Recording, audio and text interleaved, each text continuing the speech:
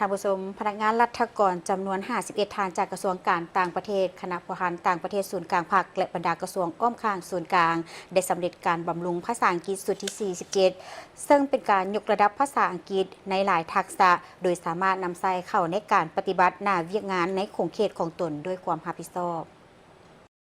11 กรกฎาคม 2026 นี้สถาบันการต่างประเทศกระทรวงการต่างประเทศได้มีพิธีปิดการบำรุงภาษาอังกฤษสุดที่ 47 สำหรับพนักงานกระทรวงการต่างประเทศคณะผู้พันต่างประเทศศูนย์กลางภาคบรรดากระทรวงอ้อมข้างศูนย์กลางโดยการให้เกียรติเป็นประธานของท่านไมทองธรรมวงศารองรัฐมนตรีกระทรวงการต่างประเทศมีบรรดากรมภายในกระทรวงการต่างประเทศคณะจัดตั้งศูนย์กลางภาคคณะผู้พันต่างประเทศศูนย์กลางภาคในพิธีดังกล่าวนี้ทานวัตถุนิยม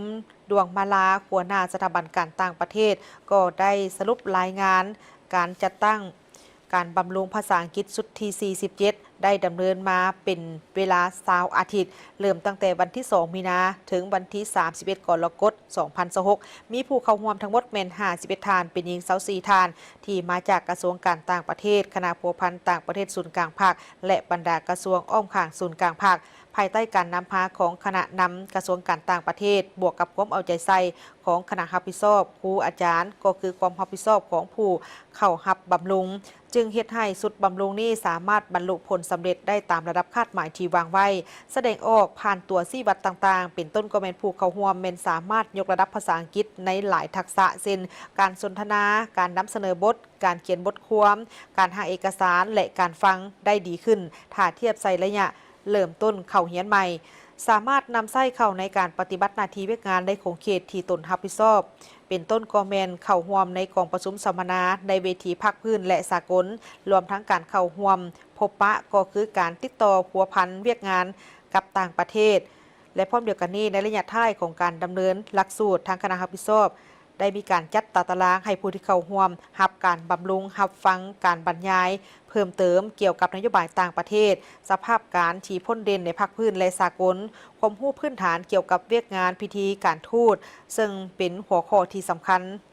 และติดพันกับเวียกงานของแขนงการโดยเฉพาะก็แม่นการจัดกองประชุมสากลการต้อนรับแขกต่างประเทศเพื่อเป็นบทเรียนให้แก่ผู้ที่เข้าร่วมได้นำไปหมุนใส่เข้าในเวียกงานตัวจริงอยู่ในกลุ่มกองของตนเองพร้อมเดียวกันนี้ก็ยังได้มีการมอบใบย่องย่อให้แก่ผู้ที่เข้าร่วมบำรุงที่ดีเด่น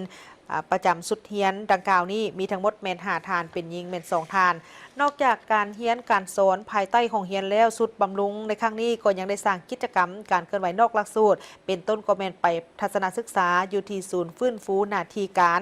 ศูนย์ข้อมูลข่าวสารคนพิการและเขื่อนไฟฟ้าน้ำเงิม1อยู่ที่เมืองแก้วอุดมแขวงเวียงจันทร์รวมทั้งการจัดกิจกรรมนอกหลักสูตรเป็นต้นก็แม่นการแข่งขันกีฬาต่างๆเพื่อประกอบส่วนเขาในการสร้างขบวนการคำนับภาพต้อนวันสำคัญต่างๆของชาติและเพื่อเป็นการสร้างความ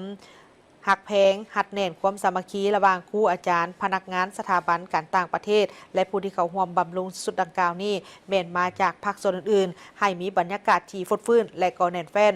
ส่วนในตอนท้ายของพิธีทานไม้ทองธรรมวงศาประธานพิธีก็ได้